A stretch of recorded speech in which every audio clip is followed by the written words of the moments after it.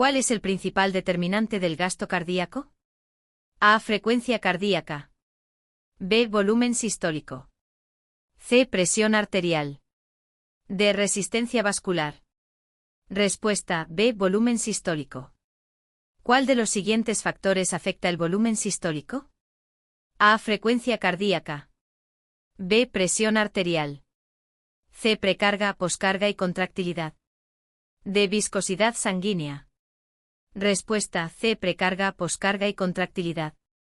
¿Cuál de las siguientes opciones representa con exactitud la fórmula del gasto cardíaco GC? A. GC igual a frecuencia cardíaca por presión arterial. B. GC igual a volumen sistólico por presión arterial. C. GC igual a volumen sistólico por frecuencia cardíaca. D. GC igual a frecuencia cardíaca por volumen telediastólico. Respuesta C. GC igual a volumen sistólico por frecuencia cardíaca. ¿Cuál de las siguientes condiciones aumentaría el gasto cardíaco? A. Aumento de la frecuencia cardíaca y disminución del volumen sistólico. B. Disminución de la frecuencia cardíaca y aumento del volumen sistólico. C. Disminución de la frecuencia cardíaca y del volumen sistólico. D. Aumento de la frecuencia cardíaca y del volumen sistólico. Respuesta D. Aumento de la frecuencia cardíaca y del volumen sistólico. ¿Qué efecto tiene la estimulación simpática sobre el gasto cardíaco? A. Disminuye la frecuencia cardíaca y el volumen sistólico. B. Aumenta la frecuencia cardíaca y disminuye el volumen sistólico.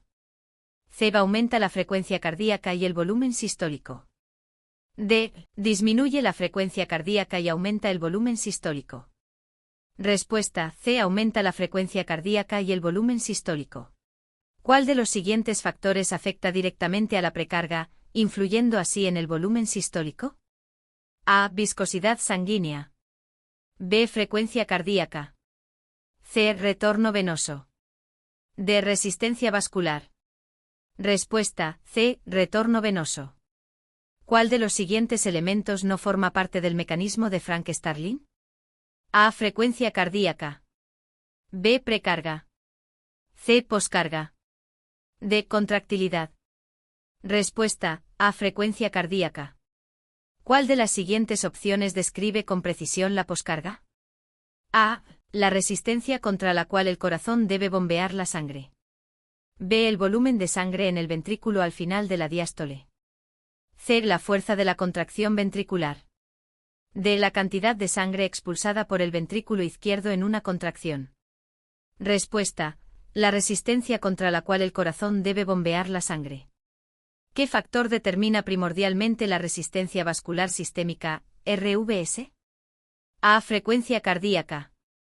B. Viscosidad sanguínea. C. Volumen sanguíneo. D.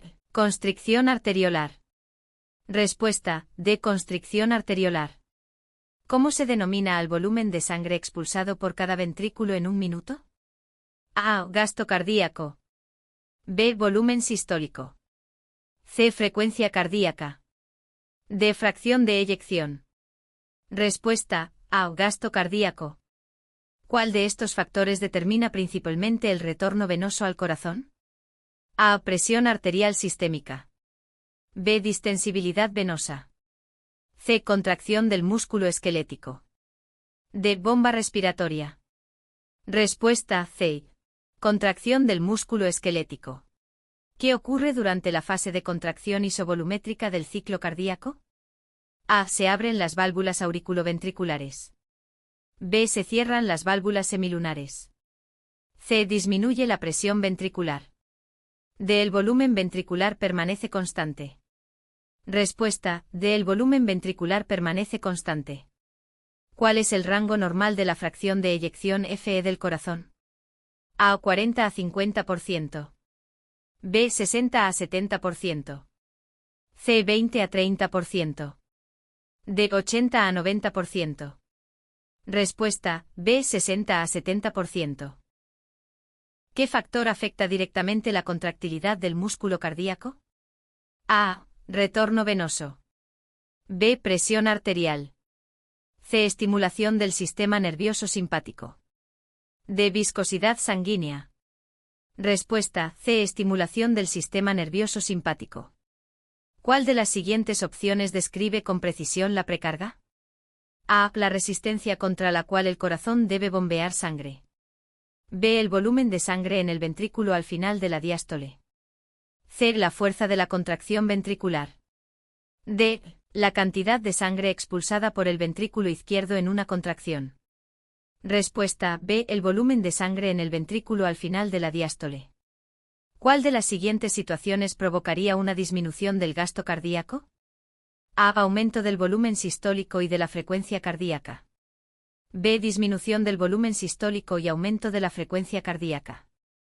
C. Aumento del volumen sistólico y disminución de la frecuencia cardíaca. D. Disminución del volumen sistólico y de la frecuencia cardíaca. Respuesta: D. Disminución del volumen sistólico y de la frecuencia cardíaca. ¿Cuál es la fórmula para calcular el volumen sistólico Vs? A versus igual a volumen telediastólico, VTD volumen telesistólico, VTS.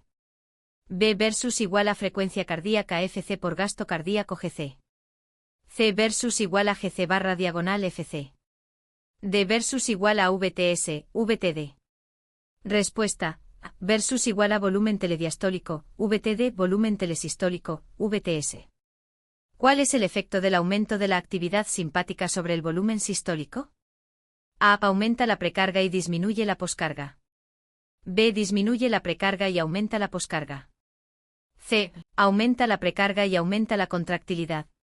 D. Disminuye la precarga y disminuye la contractilidad.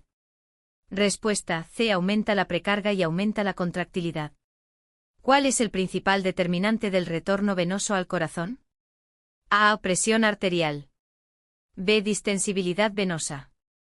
C. Contracción del músculo esquelético. D. Bomba respiratoria. Respuesta: C. Contracción del músculo esquelético.